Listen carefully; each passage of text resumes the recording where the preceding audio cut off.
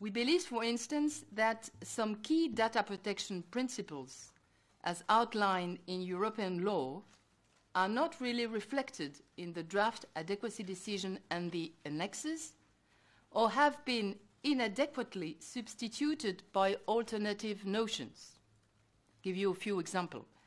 For instance, the application of the purpose limitation principle to the data processing is a bit unclear and seems to open reuse of data for very large purposes and transfers.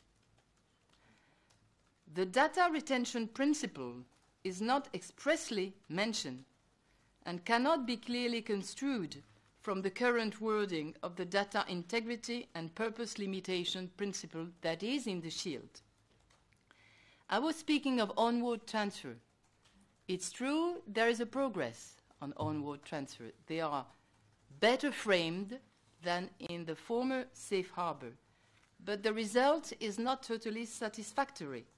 It would be necessary to insert an obligation to assess the level of protection of the third country concerned by the onward transfer. Then we have the recourses.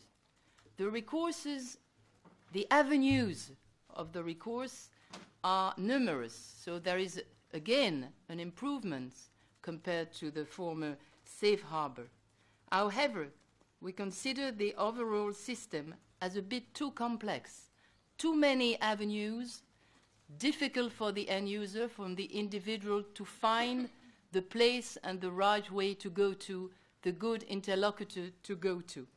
And we believe that the DPA should be the natural point of contact for EU individuals in the various procedures. And also on the commercial side, we believe that there should be integrated into the Shield a kind of revision clause in order to take into account the new legal framework of the GDPR, because the safe harbor and the present Shield is built under the current legal framework, which is the directive. Within 2 years, we're going to have a new legal framework, more demanding in terms of protection.